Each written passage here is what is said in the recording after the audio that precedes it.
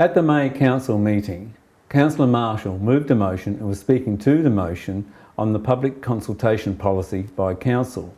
He believes the policy must be reviewed due to the methodology and the interpretation of the results of the survey may be incorrect.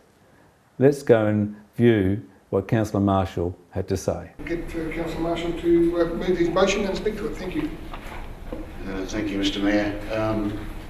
Some of this I'll have to read, and please people bear with me. I'm a little bit dyslexic, so sometimes my reading isn't too good. I'll try to do it so.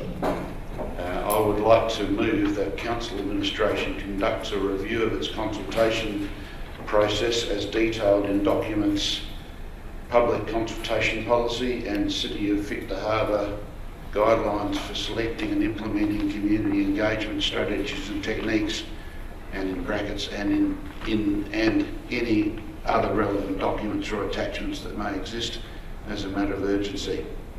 Now, the reason I'm doing this is obviously because of the Coral Street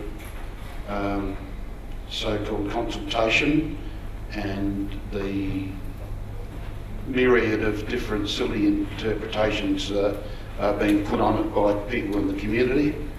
The fact of the matter is that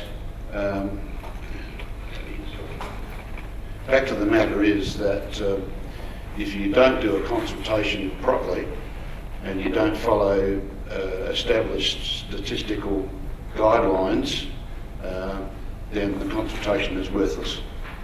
If the methodology is wrong, then it doesn't matter what results you get, it'll be wrong. The public consultation policy from the council that I've seen on the website appears to be the last iteration of that appears to be 2012, and on the front it's also got biennially it should be reviewed. So I don't know how that's fallen by the wayside, but unless there's a later revision that's not on our website. The other issue with it too is that the City of Victor Harbor Guidelines for Selecting and Implementing Community Engagement Strategies and Techniques is another document which is supposed to be read in consultation, in conjunction with the public consultation policy. Now both the documents are 20 or 30 pages thick, 20 pages maybe. I don't know why we need two documents, why they can't be put into one. My concern with reading, and I haven't gone through them with a fine-tooth comb, but reading the guidelines for selecting and implementing community engagement, there's the scope in there for the staff who conduct the review to do all sorts of things, such as taking it on themselves to select so-called stakeholder groups. Now, when you do a statistical analysis, it's got to be random and it's got to be done in a controlled way, or as I say, the outcome is totally invalid. If you select a group of so-called stakeholders who've got a vested interest in something, well, straight away they skew the whole result. I believe, with all due respect to our staff, there have been at least 4 consultations that I'm aware of that have been controversial.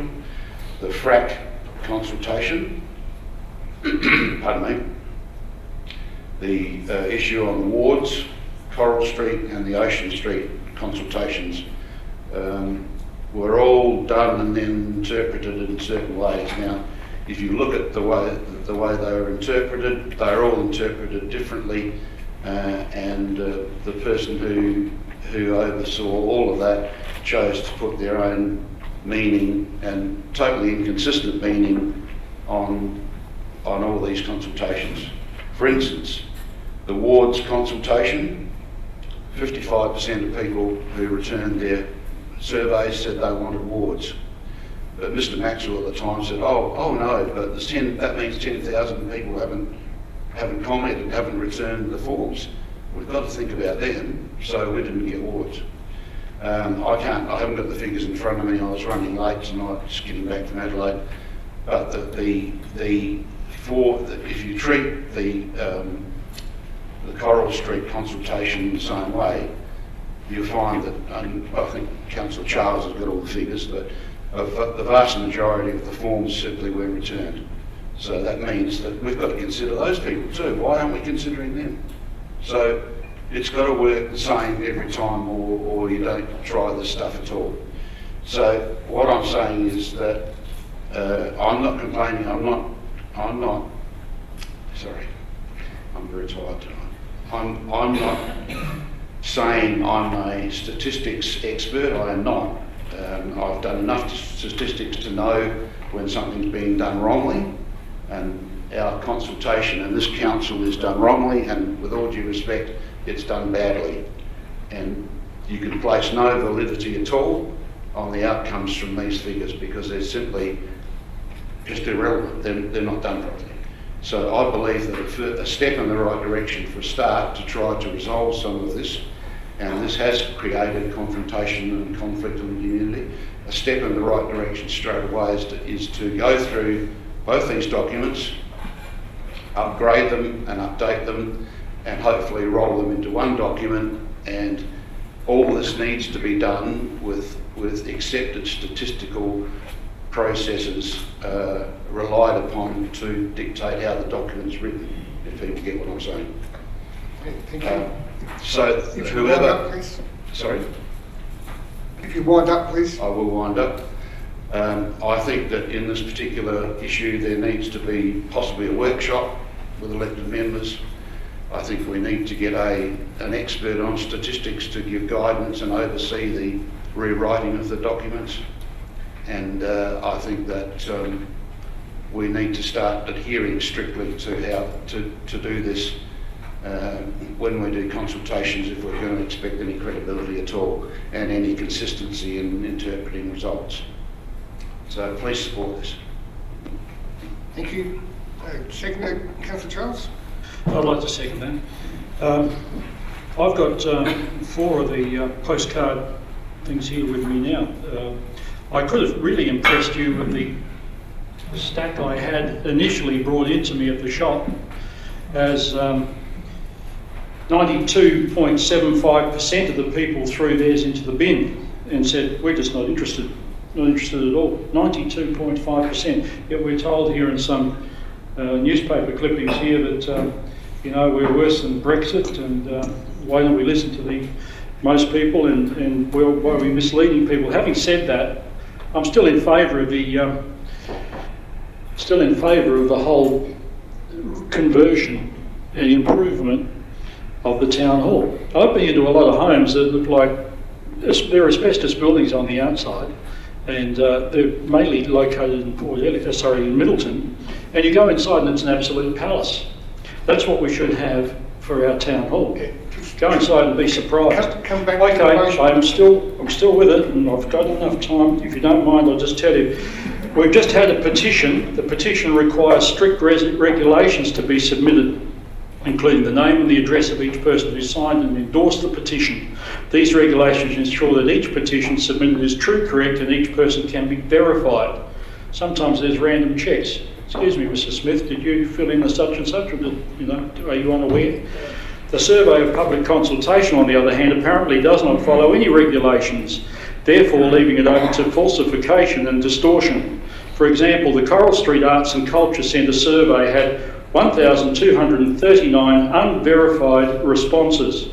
Of those 1,239 respondents, 223 either used a single name or used the anonymous.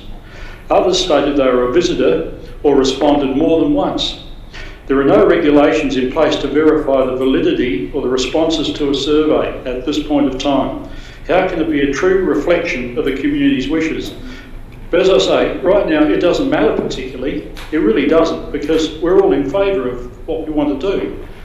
But the whole thing can be so easily skewed, it's incredible. So I've got you call it, the previous CEO called it an ambush.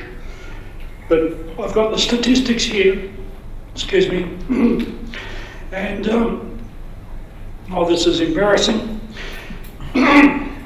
Excuse me.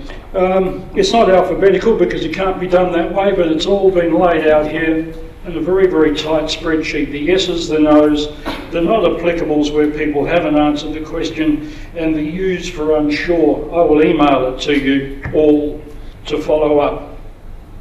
So in the end, in actual fact, question 1, do you want an arts and culture centre? 6.4%. Come back to the motion that Councillor Marshall was... I'm supporting Councillor Marshall's motion in respect to there needs to be a serious review, because I understand people are permitted to vote 2, 3, 4, 5 times. There is no regulation. It's not good enough. We know it's not good enough. Okay. That's all you need to say. There's no need to Well, go into I'm sorry, I else. think people need to know I that move the motion be put. you would, you usually do. Thank you, Councillor Chigwidden. Thank you, Have Councillor a motion on Chigwidden. the table for the put, seconded by Councillor Schofield. All those in favour of the motion to put the motion? All those in favour of the motion to put the motion? Okay, those against that? That's carried, thank you. Just let Karina catch up. Yep. Everybody understand Councillor Marshall's motion that the Council Administration conducts a review of its consultation process as detailed in the document's public consultation policy. All those in favour? And those against? That's carried, thank you. At the May Council meeting, Councillor Bob Marshall motion to review the public consultation process was adopted. There has been a lot of discussion on this matter within the community, and we have invited Councillor Peter Charles onto South Coast Television to give his personal opinion on the principles of public consultation. Here is Councillor Peter Charles. This issue is regarding the public consultation and involves recent survey of the Arts and Culture Centre in Coral Street, Victor Harbor. I was astonished and dismayed to discover that a survey or a community consultation does not require the same validity processes as is needed in a petition. That is, respondents of a community consultation do not need to state their personal information or sign their survey.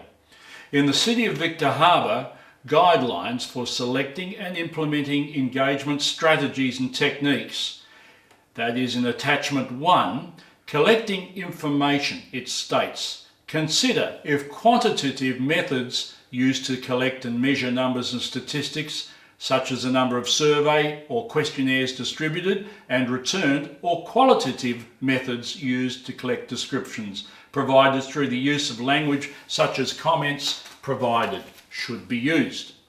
This process as it stands allows individuals to submit multiple responses. Respond anonymously, respond using phony names, respond using children's names, etc. This process, in my opinion, is totally flawed and subject to manipulation, as the results or the responses do not accurately reflect the true individual respondent numbers, which in turn does not accurately reflect the community's feedback. I believe the processes that are being used are ambiguous, and collating community feedback in this manner can leave the results distorted and imprecise, without any ethical validity. Then how can council have credibility with its community?